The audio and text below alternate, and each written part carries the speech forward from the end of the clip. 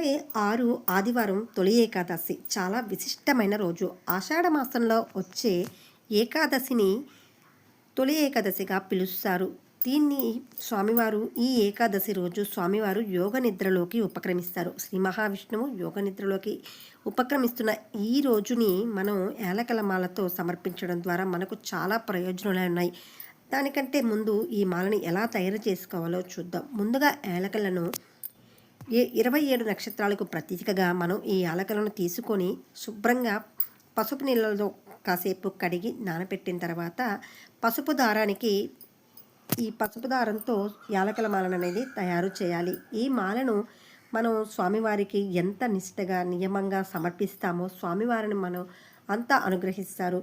కాబట్టి స్వామివారికి ఇష్టమైన ఈ మాలను ఎవరైనా కూడా ఈ ఏకాదశిన రోజున సమర్పించిన వారికి 7 జన్మాల పాపాలు శాశ్వతంగా తొలగిపోయి మనకు ఎలాంటి బాధలు అప్పులు ఇవన్నీ కలగకుండా స్వామివారు మనల్ని అనుగ్రహిస్తారు. అలాగే శ్రీ మహాలక్ష్మీదేవి కూడా మనల్ని అనుగ్రహించి మన ఇంట్లో సిరి సంపదలు కలిగేటట్లు చూస్తారు. కాబట్టి ప్రతి వారు కూడా ఈ తొలి ఏకాదశి రోజు యాలకల మాలను స్వామివారికి సమర్పించండి.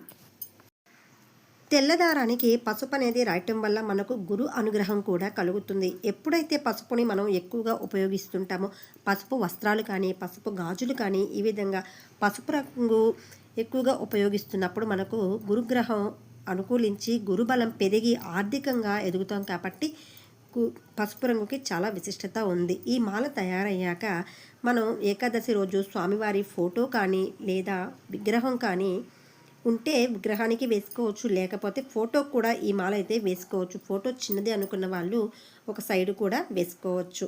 ఈ విధంగా స్వామివారి విగ్రహానికి మనం మాల వేసి చక్కగా ఈరోజు స్వామివారికి పిండి దీపారాధన అంటే బియ్యం పిండి నానబెట్టి ప్రమిదలు చేసుకొని 7 వత్తులతో దీపారాధన చేయటం వల్ల చాలా చాలా పుణ్యగతులు పొందగలుగుతాము. స్వామివారు యోగ నిద్రలోకి వెళుతున్న ఈ తరుణంలో ఈ పద్ధతులన్నీ మనం ఆచరించడం ద్వారా మనకు చాలా పుణ్యం అయితే కలుగుతుంది. కాబట్టి ప్రతి ఒక్కరు కూడా ఈ ఏకాదశి రోజు స్వామివారికి యాలకుల మాల సమర్పించి అలాగే తులసి దళాలు తులసి మాలలు కూడా వేయడం ద్వారా స్వామివారు సంతోషపడతారు.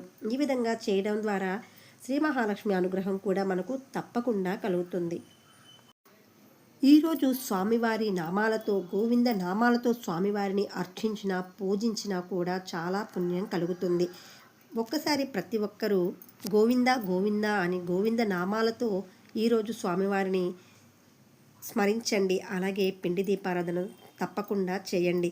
ఈ పూజ తర్వాత ఈ యాలకులను అంటే మాలని మనం వంటకాల్లోనూ అలాగే మనం ఆహారంగా కూడా తీసుకోవచ్చు. ఈ విధంగా మనం చేయటం ద్వారా మనకున్న పాపాలన్నీ కూడా తొలగిపోతాయి. స్వామివారి దయ కరుణ కటాక్షాలు మనపైన ఉన్నంతకాలం మనం సంతోషంగా సమృద్ధిగా ఉంటాం. కాబట్టి ప్రతి ఒక్కరు కూడా కుదిరినంత వరకు ఆచరించి చూడండి. గోవింద గోవింద అని స్మరించుకుంటూ కామెంట్ సెక్షన్లో గోవింద గోవింద అని పోస్ట్ చేయండి.